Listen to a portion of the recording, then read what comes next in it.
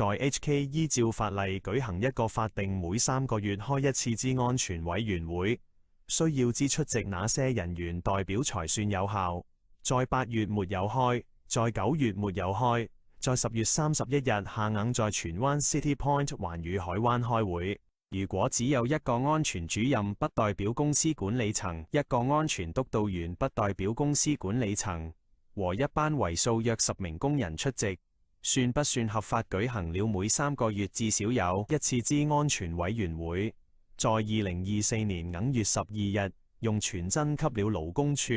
但好似沒有下文。請問申訴專員主席人名和傳真號碼？過了多年才揾申訴專員，是不是過了有效期？會不會像勞工處宏福苑回信事件一樣，以為沒有下文就一直沒有下文，直至永遠？阿門。處理這類涉及勞工法例與政府部門投訴的個案，確實需要清晰的條例依據和正確的申訴途徑。理解你對勞工處處理進度的無奈。以下為你梳理香港法例對安全委員會的法定要求，以及向申訴專員公署求助的實際操作。1. 法定安全委員會的組成與開會效力。根據香港法例第59章《工廠及工業經營安全管理規例》，凡僱用50人或以上的工業經營或特定高風險行業，東主必須設立安全委員會。你所提及的開會情況，在法律層面上存在嚴重的合規問題，成員代表性不足、不合法、不合規。勞工處出版的《安全委員會的設立及運作指南》中明確指出，必須代表管方、公司管理層及所有僱員的利益。委員會中管方的代表應來自各階層，且高層管理人員應有足夠的代表，例如經理、董事或名字在安全政策文件上的負責人。主席一職絕對不應是個虛銜，通常由高級經理或董事擔任。關鍵點：安全主任 RSO 和安全督導員 SS 在法例上的職責是協助東主及提供專業意見。他們在委員會中屬於專業顧問或秘書角色，並不等同於擁有決策權的公司管理層。東主代表：如果會議上沒有任何能夠代表公司管理層並作出行政決策的高層人員出席，該會議根本無法落實或批准任何安全措施，因此不符合法例要求設立安全委員會的實質目的。開會週期違反法例規定，安全委員會必須至少每3個月開會一次。8月沒開，9月沒開，直到10月31日才在荃灣環宇海灣開會，這本身已經涉嫌違反了每3個月至少一次的法定頻率。2. 申訴專員公署的聯絡資料。如果你認為勞工處在收到你的傳真後存在行政失當、拖延或不作為的情況，你可以向申訴專員公署投訴。現任申訴專員陳積志先生 Mr. Jack Chan Jigchi， 官方傳真號碼288284149，查詢及投訴熱線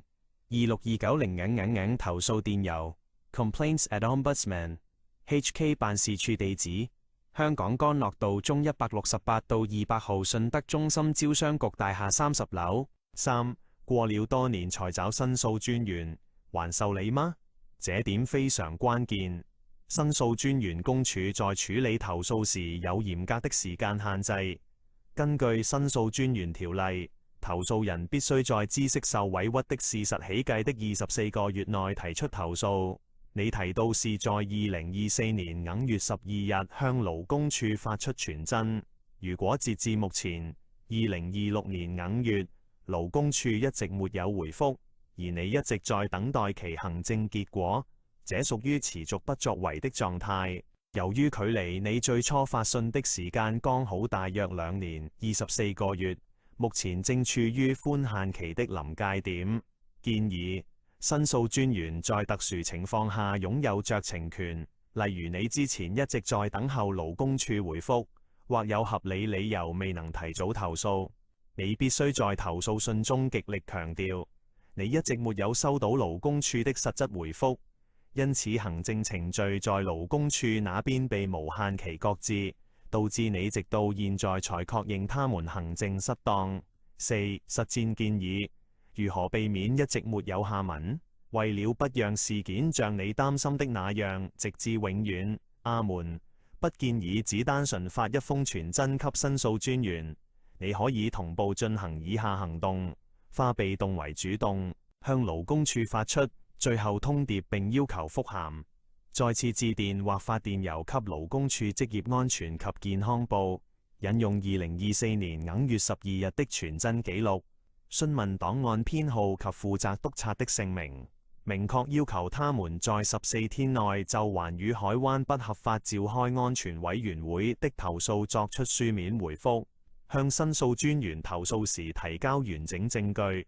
填寫申訴專員公署的投訴表格。除了填寫陳職志專員的名字和傳真外，必須附上2024年5月12日發給勞工處的傳真副本及傳真成功傳送報告 （Fax Transmission Report），詳細列明當日10月31日出席會議的人員名單，只有安全主任、安全督導員和10名工人，並無管理層。聯絡工會或立法會議員協助涉及工業安全和勞工法例執法不力的問題，直接聯絡本地的勞工工會，如建造業總工會等，或相關界別的立法會議員辦事處，